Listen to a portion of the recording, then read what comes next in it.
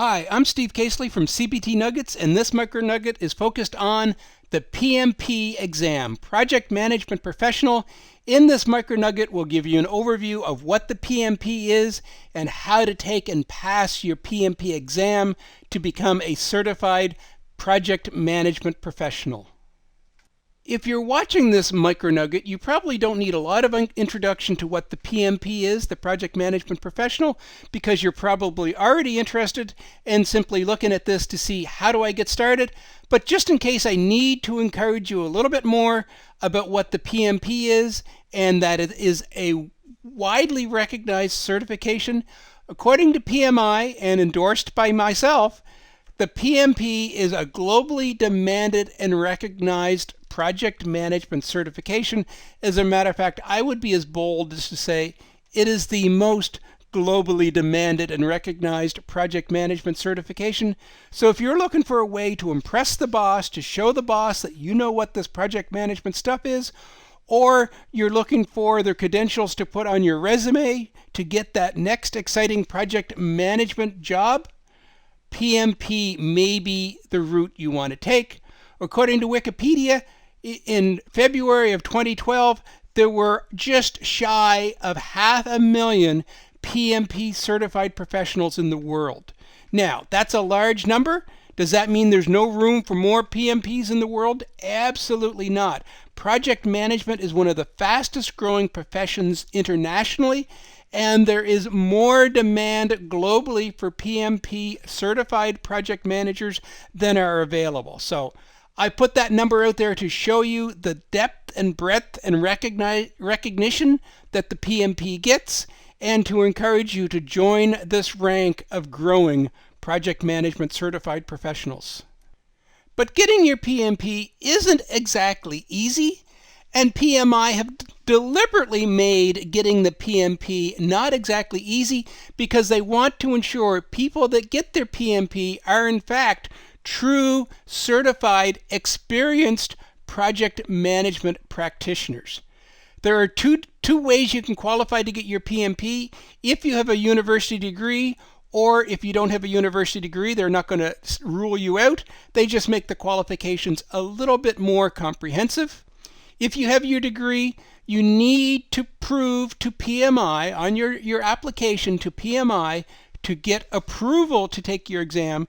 You need to provide evidence that you have 3 years experience in PM areas, in projects, that you have been working in a project space for 3 years, and that you have 4,500 hours of direct experience where you have been leading a project. So PMP is not an entry-level certification.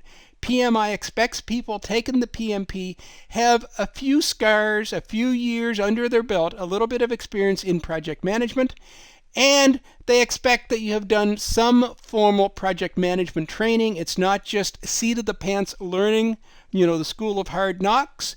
It is formal training in project management best practices, 3 years experience in project area, 4,500 hours actually leading a project, and 35 hours of formal education.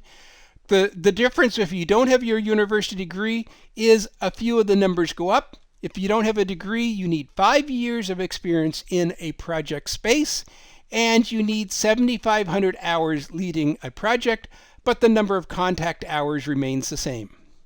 So assuming you meet the qualifications, the next step is let's find out what the exam is all about.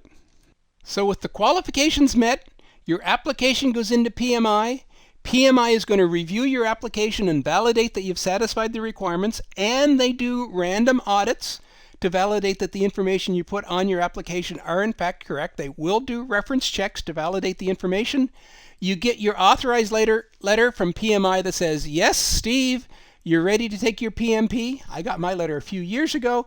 You then prepare for and pass the exam. And the exam itself is no, I'm going to say, easy task. It's a fairly comprehensive exam. There are 200 questions that you're going to take, and you have 4 hours to do the exam in. So you can do the math as well as I can, what pace you need to run to get through all 200 questions. Key thing to recognize is only 175 of those 200 questions are scored. The other 25 are evaluation questions,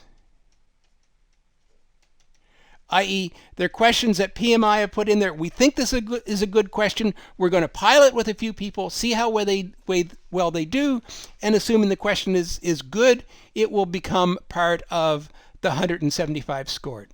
Now, how is the exam broken down? It's broken down by the PMBOK processes. The initiating process, approximately 13% of all of the exam questions will be based on the activities we do as project managers in initiating. Another 24% of the questions are going to come from the planning area. The largest single part of the questions is going to come from executing. Monitoring and controlling is not far behind with 25%. And finally, the exam wraps up with 8% of the questions in the closing area. PMP, Project Management Professional, is a very well-recognized, almost 500,000 people, or by now probably 500,000 people have their PMP. It is a great way to prove your project management knowledge of the PMBOK guide and a great way to prove your value of your knowledge of project management. This concludes our MicroNugget on the PMP certification. I hope this has been informative for you, and thank you very much for viewing.